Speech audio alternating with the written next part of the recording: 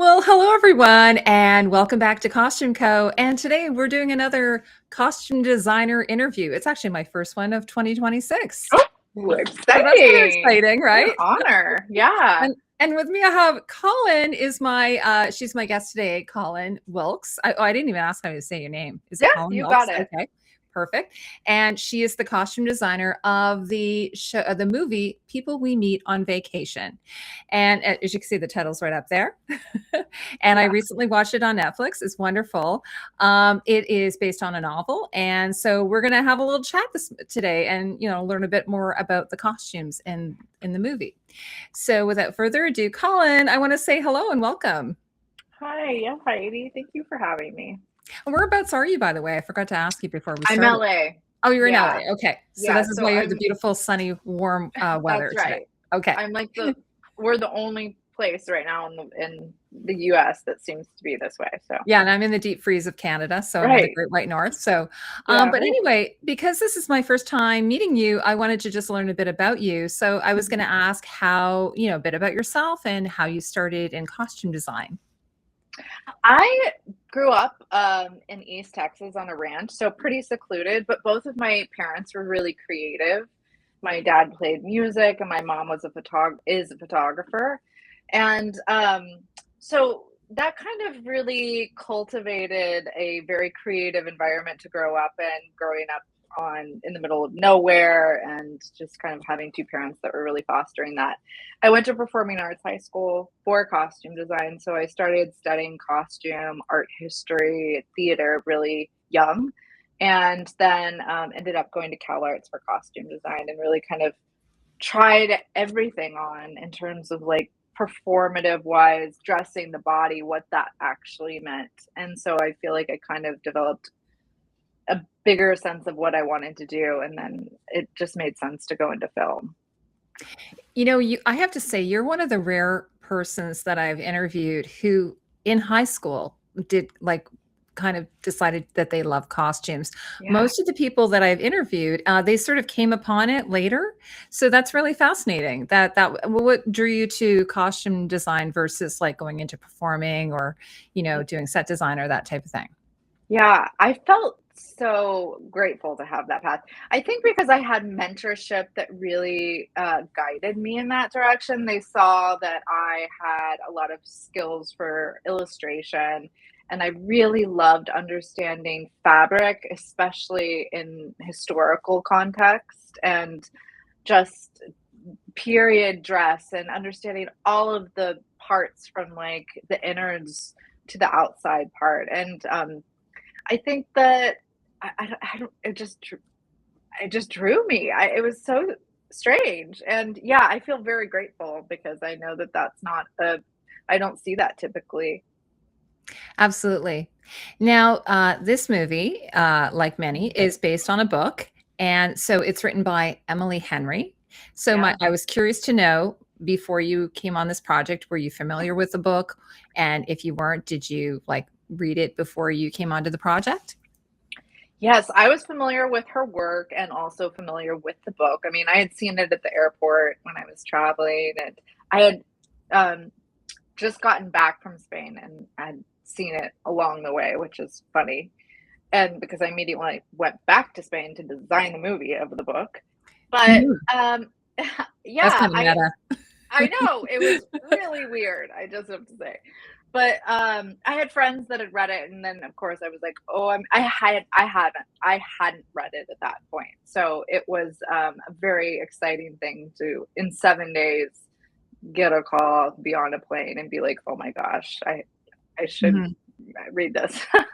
Yeah, and I'm asking that because I've had other designers I've talked to who say, Yeah, "I don't like reading the book because it yeah, kind of screws me up," and so they yeah. prefer to sometimes just stick with the script. So, are you're okay with that though? Like, were there some hints in the book that you were like, "Oh, that would be really good," versus the script, or how did that go? How was that I process? did a Cliff Notes version. Like, I mean, really skimmed it. I did not get to read it like I wanted to, mostly because, yes, it was so complicated. We were having a lot of revisions that were going on. And so I needed to keep up with like what we were actually shooting. Otherwise, I would have gotten so mixed up in the web. you know. So I did end up reading it while we were like well into it, and Oh, okay, that's I interesting. yeah, And did you yeah, did you ever like go, once it nailed was it? like formative. Yes, because at the beginning I had like I had gone through and pulled a bunch of different references that also one of the assistants had done too, and we had just compiled some of the notes that Emily had made from the book that were like just a different wardrobe notes, and so we integrated some of those into the movie, Oh, which that's was amazing. fun. Yeah, and reworked some of them too, you know. Now, so how did you get involved with the movie though? Like, was it through some connection? Or did you get a cold Yeah. call? How did that go? My agent sent my script or my my agent put me up for it. But I had met Brett um like a couple weeks before, actually, at a friend's art opening, and we have lots of mutual friends and work colleagues, so it felt natural. And then he was like, "Hey, what is going on? I just your name came up and come do this movie." That's so great. I love It was that. cool. It was Yeah. very kismet. Yeah.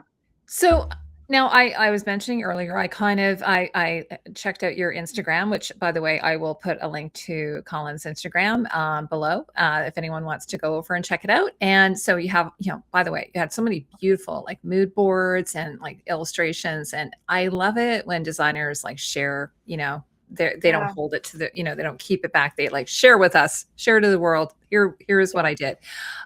So can you tell me a bit about your design process and how you approach it? Like, so my question is, so, you've got sketches, you've got mood boards. So what's your process? Do you do the fitting and then do the mood board, or the mood board and then do the fitting or the shopping? Like, how do you Mhm. put it all together? Yeah. Well, I mean, first and foremost, it takes a village to put something like that into action. And so it is my job, it feels like, in the prep phase where I have maybe a week to 3 weeks lead time before any of the rest of my team really gets going, to make sure that I have this visual blueprint. So I put all my mood boards together. And I think my lookbook for this originally was like 50 pages or so. So it really involves a lot of just like kind of textural imagery, tone imagery, like what I intend to do with color. And then I'll go through with this one. I went through by vacation and really mapped it out, as you see in my mood boards. Hmm. And then those posts that I did on my Instagram are just kind of like the amalgamation of everything once it's all said and done. But those fitting photos or the photos from the stills are all after we've begun and everything's been approved and everything like that. So it's nice to be able to see the beginning and the end, like from my conception of what I thought this would be to how it turned out, and kind of see that thread, because sometimes it really does evolve into something even better than I could have expected. But it's nice to have that solid blueprint and to know exactly my vision. Yeah, absolutely. Now, I was going to ask you, you were talking about how the Squamish, BC wasn't even shot in Squamish. So what are the challenges that you had? You had multiple Mm. locations, like, but you had there was a disconnect between maybe what the setting was. So like, Squamish would have been shot in Spain. So how did you map that out? How was that for your team? Like that must have been like colossal and quite Yeah. a lot for your team. It was a lot, and they are such troopers and had such a good attitude, because if you watch the movie, you'll see it's raining, and it was not planned to be raining. So the night before, we looked at the forecast and saw that it was like torrential downpour. So my ops So team that went out and exterior bought. scene that it's raining, that was real rain? Yes, I thought that was a rain machine. I didn't know. for Squamish. Yeah, Oh, yeah, for yeah, yeah. Squamish. Yes. Okay. No, Okay. oh Yes. my gosh, Yes. the love scene would have The love been a scene. Yeah. whole other thing. But yeah, and I think at that point it had just like had a break, but it was so muddy, and Mhm. like our set team was just out there in the mud dressing all of these background who we had already thought, and the actors like putting on ponchos that were all of a sudden camera ponchos. But yeah, I think we had like a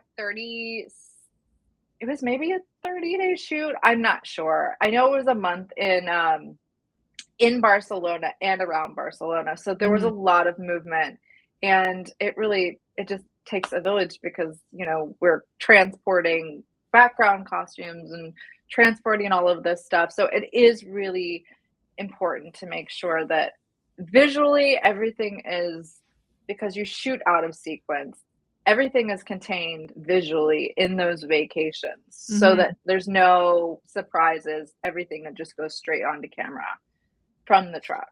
Now, regarding your fitting process, Yeah. with Emily Bader and Tom Blythe, what do you call them? Do you call them your hero couple, like, Emily and Tom. Emily and Tom? Yeah. So the two love interests. So they have, obviously there must have been so many fittings, like they have so many Yeah. looks. So how did you attack that? And my other question to follow up after that is, how collaborative was that with with Yeah. the two actors? Yeah. We had about 2 weeks with them. They came, which is not always typical. Sometimes you just get a week. And so it was wonderful because the 2 weeks, while it shortened my period to be able to shop for them, and I think at the beginning when we started fittings, Emily had 48 outfits, and then we had to start taking some things out script-wise so that by the end it was a lot less. But I think we probably spent about 18 hours in fittings total and got very close. And so to your question about like the collaborative aspect of it, Emily is super collaborative and like enjoys finding herself and her Mhm. character through the costume. And so it's really fun because it feels really exploratory together. And Tom too. I mean, they're both thoughtful and fun and funny, and like I would say that the vibe, generally my fittings are like there's music, it's fun. We want to keep the energy of what the film is about. And so for my fittings on this one, Brett had made this playlist and we played it, and it was just extensive, and we just had so much fun for That's hours just amazing. trying things on. Yeah. Yeah. Yeah, and by the way, in my background's theater, and I Oh, know how cool. exhausting fittings are. Yeah. You're on your feet Yes. for hours and hours. Yeah. It can be real. I don't know what it is. There's something about them. They can be really exhausting. So having that wonderful like energy, keeping that up going, and hopefully Yes. having, breaks and things like that too. Yeah, we had lots of snack breaks. Oh, that's amazing. So one of the things I read in your notes, and I thought this was really interesting, is that you used When Harry Met Sally, that iconic movie, Mhm. I think we can call it, Yeah. and also Something Wild as Mhm. inspiration. But I also saw in some of your mood boards that you had other inspirations. So would you mind sharing a little bit about that? Yeah, I think that, like, I grew up watching movies and then also revisiting movies as I'm older, looking at how the storytelling and costume really informs the whole journey of, especially when you're on an adventure movie. And so, like, you know, something that like you have a place where they start and a place where they go. Costume can be so much of the connective tissue of that story visually. And so that's why I chose films like these, because it felt like they were also doing that same kind of thing, a little bit more nuanced with When Harry Met Sally, but you get the kind of like contrast of the characters and the odd coupleness. Hmm. And so I wanted to really make sure that we were getting that and having these kind of nods without being too derivative of those kind of films. Yeah, absolutely. Now, so the film spans over a decade, which is like a Yeah. long period of time. And I even noticed, like, aside from the costumes, I noticed the hair changes and the makeup changes and so Hmm. on. So, how did you approach the costumes? To allowing the characters to evolve over the time, like we see them, Mm. they're evolving, they're growing. How did you tell that story through the costumes? Yeah, well, you were right with the just as a way, hands hands down, bow down to Sasha Grossman and Tony Ward for hair and makeup because they really helped me out with Hmm. that too. But I really focused on the silhouettes changing, right? So we see her in these kind of like really short, flouncy mini skirt when we first see her, and a cowboy boot that feels really young and juvenile, and like she's put on this vest at the last I minute, love and the like vest. By the way. I good, love I'm that glad. vest. It was like a It's bolero vest or something. It was very cool. yes, but it's also like so theater kitty. You know what Hmm. I mean? Just like throwing everything on, and then you can also just tell in the way that she's accessorizing and her jewelry, and like there are these kind of like fun, colorful beads and things like that. There's the kind of like granular parts of the jewelry changing, but also it's mainly just the silhouette. I wanted to land with her becoming more elegant, more simplified. You feel like she's kind of grown into herself a little bit more. And so I had a visual where I had mapped out kind of silhouette change on a page, and you could see from the beginning to the end kind of, and it informed how I wanted and where I needed to kind of tweak things. Hmm.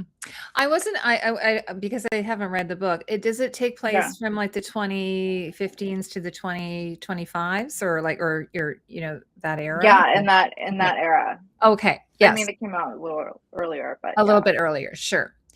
And we So, wanted to keep it kind of ambiguous. I mean, that's the mhm, other of piece of course. it, It does right? feel Yeah. timeless though. It does Yeah. because, and we can get to this because I know you use a lot of vintage, but it does sort of feel timeless, and I do love that, and I because I'm trying to think if like they have cell phones and things like that. That's sometimes the things that I can't recall if they the digital media they had. So that's the one thing that sometimes kind of indicates to me, okay, what time period are we Yeah, in? I know, right, yeah. Mhm. Yeah, yeah.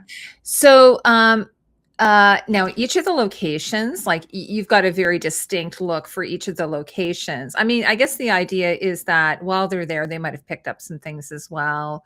Obviously, Poppy is, she works in travel, like she's a travel editor, I believe. Or Mhm. so, do you want to tell me a little bit about how did you place influence of color, fabric, and silhouette? I know you were talking about the different timelines over Mhm. the decade, but regarding each of the locations, was there something specific you did with color or fabric or silhouette?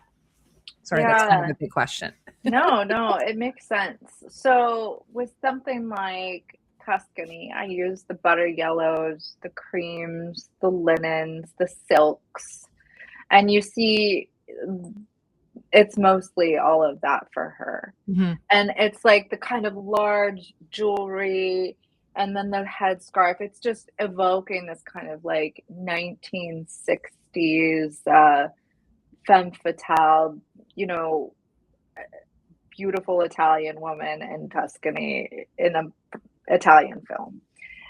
And then for like studio or the New Orleans bit, I wanted it to feel more like, and there's a lot of romance in the Tuscany part. And then Mhm. for New Orleans, I wanted it to feel more like Studio 54 meets Rhinestone Cowgirl. So you're kind of getting a little bit of like the geographical influence of just being in, the South, but also you're getting the like era that is different and distinct in its own way. So you're getting the kind of disco pants and the little tube top and the platform heels and the big star earrings. Mhm. So I think that each one kind of was crystallized in its own era too.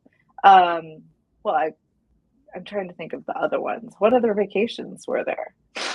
I've already I don't forgotten. know. I have Barcelona, I think Tuscany, New Orleans, yeah, in maybe this, and then Barcelona. BC, I guess, right? Yeah, I mean, the thing is, like, there were more vacations at one point, and then there are nods to the vacations that we were able to do, and then the vacation they didn't take. But it was important, as you see, because there aren't that many vacations in the movie, that those that we saw were right on. Mhm. So then, by the time we get to the wedding in Barcelona, this is current day Poppy, and I wanted the kind of Gaudi-esque, like the colors of the tiles and inside these beautiful interiors and the shapes of the kind of organic architecture to really be evoked in her outfit there. It's, Oh, actually, this is a perfect segue because I realized I missed a question. yeah, No, because I mentioned hair and makeup, but also yeah, I know that you did collaborate with the DP and the production designer. And I always love that, by the way, when we get to see yeah, that beautiful palette, sort of in front of us. So, yeah. how did you work together to try and make everything kind of feel cohesive? Yes, yeah. And I mean, I really kind of take Bruce, or I took Bruce Curtis is the production designer and Rob Gibbons is the DP. Their cues in terms of I knew what kind of shots we were going to be doing, more or less, what of the world we were going to be seeing. And me and Bruce had attached offices, Oh, nice. so I would always peek over there and see kind of like what color world was happening. So for something like, those beautiful umbrellas Oh, as the yeah. backdrop from when she's walking in, it's so stunning, right? And just like it enabled me when I was saying, I asked him what the colors were for the florals and like what kind of tonally he wanted to evoke. And so we were able to work there. And I was like, oh, that dress has to be red so Hmm. that Poppy pops out. And it's this really distinct image for her against the crowd. So yeah, it's really always important because it's not just the production design we're working with, it's the background performers that are part of that set and Hmm. are um, part of telling that story and how they contrast from the actors and our leads for the important parts. So yeah. So I just briefly mentioned this earlier. So I know you used, or at least I read that you used quite a bit of vintage. Yeah, And I love that, by the way. I think that's always good. amazing. So my question is, so do you use vintage just for the storytelling purpose, or is there something in you as a designer where you like to use vintage because of the sustainability, and maybe you're trying not to be using fast fashion, that type of thing as much? Yeah, 100%. I generally as a designer, I think also because I came from theater, and so there was always this like, you go to theater and everything's been touched. You Hmm. can tell when you're watching characters, it is like every piece of their clothing has been touched. And I think that that was kind of my approach going into costume design for film because I wanted everyone to feel like a character in the same way. And so that goes into me wanting and being drawn towards vintage, using vintage over fast fashion designers. I will say I didn't get away with it. I mean, sometimes I have to, and we did use Zara from here Hmm. and there. And Yeah.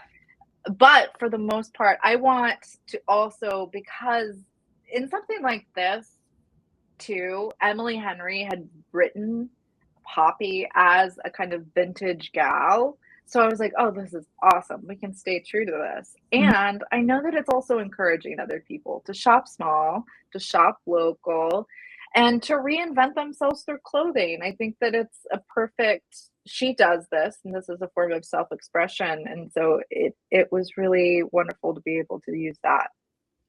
Yeah, and speaking of that, I was going to ask you about shopping locally. So while you were Yeah. traveling, did you also try, I think you did, based on your Instagram, uh, buy from local designers and Yes. craft makers and so on?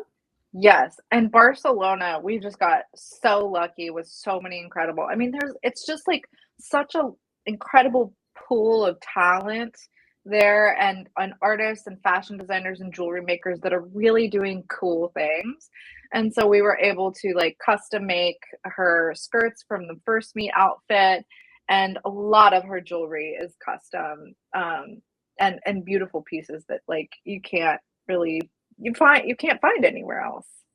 Yeah, that's my next question. So that you did use a lot of vintage jewelry, Yeah. and can you tell me about the thinking behind your choice of those some of those pieces? Not, I mean, obviously, I know you have some of the featured pieces on your Instagram, but was there anything in particular that you're like, wow, like this was just an amazing find, or this just Yeah. was a I standout love them piece? all. Oh, yeah, you don't want I to mean, teach your it's hard children, to right? pick. Yes, exactly. I would say I really love the piece the necklace that we used in the last scene, where she's flying away, but she just kind Mhm. of looks like this Egyptian I love that one high too. priestess, you know? Mhm. And it's like leaning into costume jewelry, but she just rocks it. And I think that that's so fun too, you know? It's just Absolutely. playful. Now we haven't talked and the other thing I was gonna say about Poppy. So, yeah, so Poppy had, like you were saying originally she had 48 outfits, but you did Yeah. whittle it down a little bit? Yeah, because there was pieces that we had to cut from the script because we were all over. It had to be trimmed down into a schedule and a Mhm. manageable thing. And I think that so things just started to get omitted. Vacations, I don't think that a full vacation was omitted, but yeah, the script got trimmed down a lot. So Um, montage bits. so yeah, so my question is, on a technical level, how did you Yeah. track all of those outfits? I mean, I'm Mm. assuming your team were, like, all over it, Yeah, yeah. I especially when did you're this. moving locations and so on. Oh, yeah, in terms of like logistically in real Yeah, time. like, how did you, like, track, like, keep track of everything? Did you have multiples? Did Yeah. you, like okay, Yeah, all of that. yeah. Well, we have a big wardrobe truck, and then we had a smaller wardrobe truck that I think the background would load in and out of um, on those bigger days. But Paula Ventura, who was our key costumer, and she was the one working off the truck. She was like the priestess of the costume truck and all things important continuity. So basically, what I do for the week is I'll do a weekly lineup and I'll put every scene and what the actors are wearing in that and any other notes like how I want them to wear. Like, I want their sleeves cuffed, or I want Mhm, this necklace here and this ring here, just like a little bit more, um, detailed in that way. And then she sets it, and she also turns over the costumes to make sure that they were clean for the actors the next day if we didn't have multiples. But then, of course, in places like the wedding scene and the dress rehearsal scene, we needed multiples. mhm. So she worked with our set costumers to make sure, and we had a set costumer that was uh, working with Tom, and then a set costumer that was working with Emily. So they were all working together. It takes Amazing. a lot of people. Now I was, yeah, one of the things I haven't touched on is poor, Alex. He hasn't I gotten much know. Poor attention. Alex Well, always gets in yeah. these I know, Tom conversations. Blythe. He's so funny, by Yeah. the way, at the beginning of the movie. I was like, I know people like him. I know people Yeah. like him. Like, I was probably more chaotic like Poppy growing up. Like, I was saying, "That's me," and I've Yeah. known guys like him. So, I thought it was really Yeah. fun. So, Yeah. tell me about him because obviously, Tom Blythe is super she at one point I laughed actually when she was just like, "Wait a second, she makes a comment about his body. But before that, Oh, yeah. you do kind of, like, hide him a little bit, right? He's Hmm. kind of like I don't know if he's, just tell me a little bit about the evolution of his outfits throughout the 10 years. Yeah, well, we definitely wanted to kind of stay a little prescriptive for him in terms of he always has his formula, right? So it's Mhm, like khakis, or his color palette is always grays and deeper neutrals and just kind of white tees, very plain. And but what that allowed us is to kind of also for him to change the silhouette a little bit. So he's a little bit swallowed when we first meet him in that like off the shelf looking Boston College sweatshirt. mhm. And then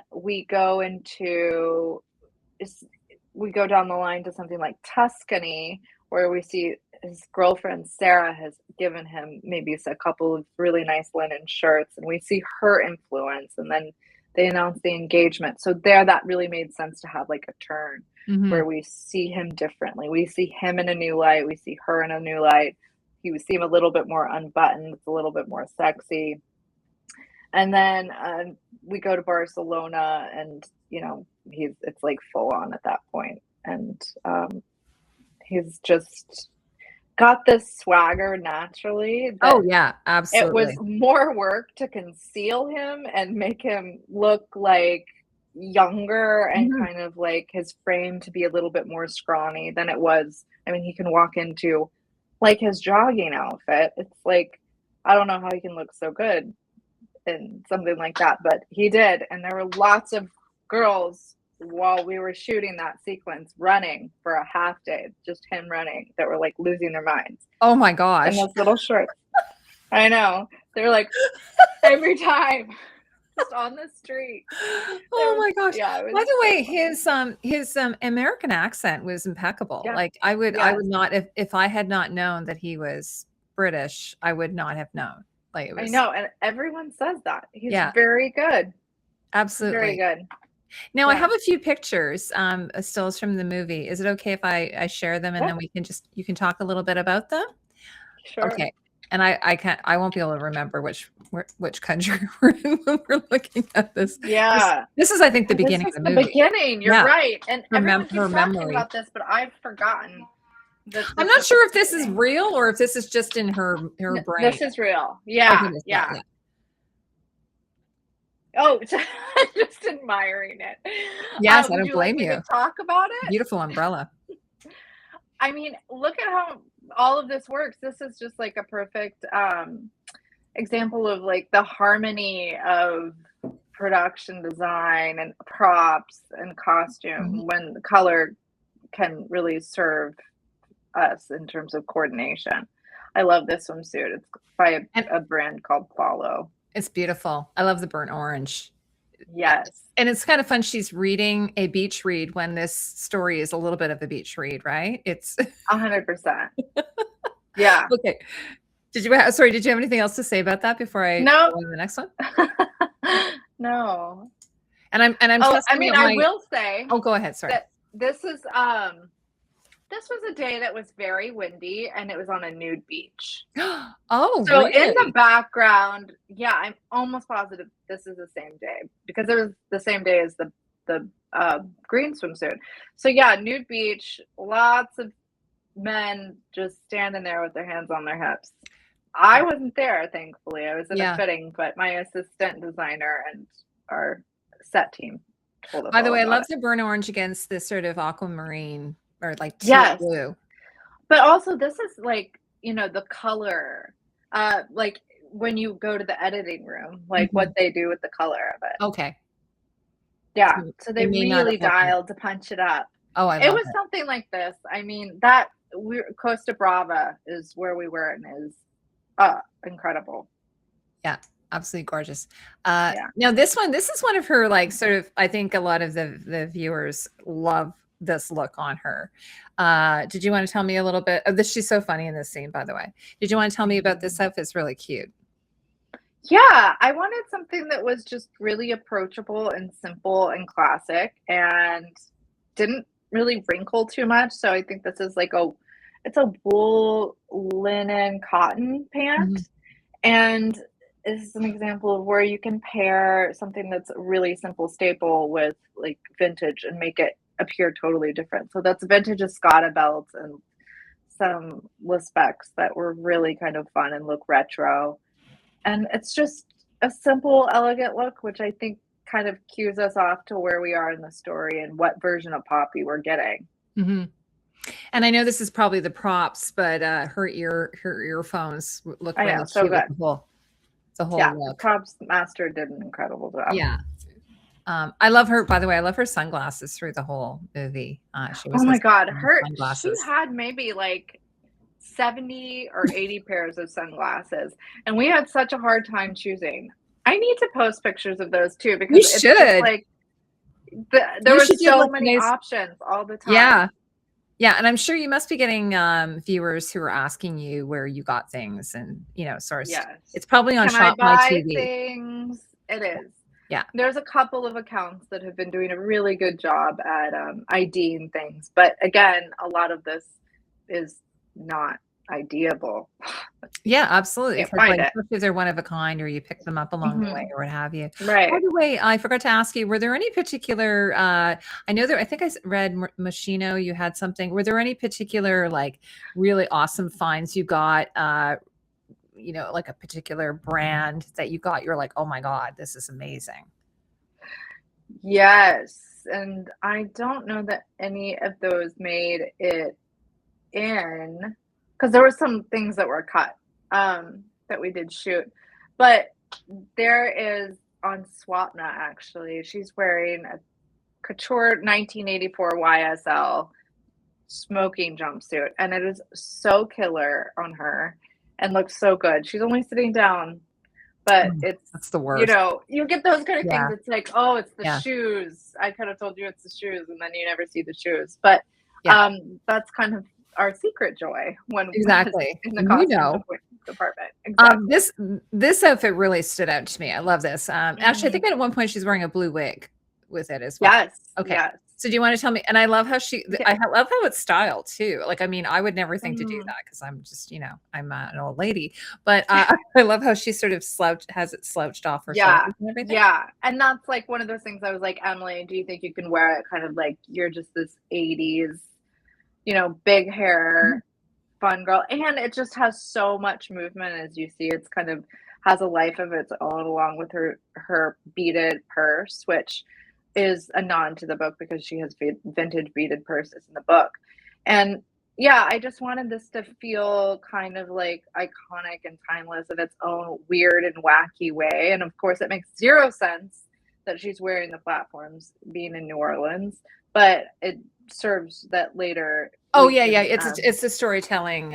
Exactly. It's the heel, right? Yeah. But on my initial mood board, I had a picture of a girl in a pink cowboy hat and a blue wig. And I remember when I was going over the mood board with Emily, she was like, oh my God, I have to wear a wig in New Orleans. So that was really her push for that. And we tried on several different wigs and we stuck with the blue. And it looked great. Yeah, actually those pants, like looking at them now, there's they're back in the 80s, Olivia Newton-John had a pair of pants like that. Do you remember that? Like they were really high-waisted, very tight. You had to like lie down to get into them. Exactly. And this was also that same like very, very tight pant. Because I don't think they might have been a little bit of lycra in them that back then. I don't remember, but I remember them just being very tight. In fact, when she was talking about when she I was in Greece and she had those very tight, slim pants, the zipper broke and it was like, you know, they had to like sew her into it or something. Right. I remember reading that when I was younger. That's so funny. Yeah. I mean, these were also very tight, but she can rock anything. Oh, amazing. Yeah, she's one of those. Now, the other thing I was going to say, I love the contrast between her and Tom Blyth here. Yeah. Because he's so straight-laced looking compared to her, you know? Yeah. Yeah. And they are walking around. I think they're drinking Hurricanes, which I did that actually. I went to New Orleans and we were walking around because I'm Canadian. You can't do that here. You can't walk around with an alcoholic drink. Yeah. So it's fun. Now I saved this last one for last because it's kind of the showstopper. I know it's not a full look, but do you kind of consider this sort of green wrap dress to be, or maybe it's chartreuse to be the showstopper for her, or her like? I saw that you had a picture of Kate Hudson from. Was it 10 How to lose a guy in 10 days? Yeah, although they really should do a like 10 how to lose a guy in 10 days and 10 things I hate about you. Yeah, absolutely. Anyway. I mean, that's one of my favorite movies. So she had that yellow dress. So that was a bit of an inspo for you for this outfit. It was in terms of we wanted the wow factor of that. And then I wanted it to be silk. In the script, I can't remember if they said green jumpsuit because that's what it is in the book, or if it just said green dress. But I was like, it needs to be green. And I knew that I wanted it to be chartreuse. Like I was pretty certain about that color, which I'm so happy that we use that color. I think it's actually a color that didn't really have a place anywhere in like historically iconic costumes, but you have like the atonement green dress, like how to lose you guys in 10 days, a yellow dress. And so silk is just, when you have a color like this, it just can pick up so many different the depth of that color on like a silk like this. And with it wet, it was just like it was its own thing, you know? It was Absolutely, yeah. beautiful. And Emily's got like her skin tone, it's perfect for her. Like Yeah. on someone like me, like, or someone fair, it would have been horrible. But because she's got that beautiful, I don't know if it's like an olive color sort of skin tone, it just, it looks beautiful on her. And there Yeah. was a bit of leg. We can't see it in this picture, but I think she Yeah. had a bit of leg, if I recall, like Yes. a nice Yeah. wrap, almost like a Mhm. Diane von Furstenberg sort of Yeah. style, right? Totally, which is kind of nice because, like, that angularity reminded me of the 30s evening gown, where you get this kind of, like, beautiful seams that are a lot more triangular, and so that was kind of something that I felt a little bit more timeless than other dresses that I was finding in that color. So, yeah. Well, I just want to thank you so much for taking the time. I have one more question for you before we wrap Yeah. up, if it's okay. I just want to know, so we were talking about, I was mentioning earlier a couple of your, other projects you'd worked on, like the Big Door Prize. I was very sad to see it wasn't renewed, but are you working on anything right now that you're allowed to share with? Any other upcoming projects? I do have something in the works, but I'm not able to talk about it. Right now, I'm just focusing on my own creative art practice, which has been very healing because it always comes back and helps me with the costume design when I'm able to come back and start Oh, working. oh, are you able to tell me a bit about that? Is that something you just do on your Oh, own, or? yeah, yeah. I've been learning how to do, I mean, I do pottery and ceramics, but I've been Oh, that's learning how to do amazing. light. Yes. Yeah, so I'm making all of these lights, and I don't need any lights in my house, but, I don't know, maybe I'll have a second career. Yeah, yeah, exactly. You It's could open very up a fun. shop in LA. Yes, yes, but, there's something about dealing with the kind of tactile Mm. nature and, like, just that reminds me of costume design and organic form. It's wonderful. That's amazing. Well, I just want to thank you Yeah. so much for spending the time with me. Maybe Thank when you you, have Heidi. your new project and you're allowed to talk about it, you will come back and talk to me. I hope we get that chance. I hope Yes, so too. let's do that. All right. Well, anyway, I just want to tell everyone. So, People We Meet on Vacation is on Netflix right now. You can. I think it's only like 2 hours. It's a pretty quick watch. Um, PG-13. It's PG-13, exactly. That's true, actually. It's not like, if you're worried about that at all, it's quite tame compared to like maybe Bridgerton or something. Um, Yeah. but anyway, so Colin, thank you so much for joining me today. And for everyone who's watching this, I really appreciate it. And take care, and we'll see you next time. Thanks, Heidi. Oh, my pleasure.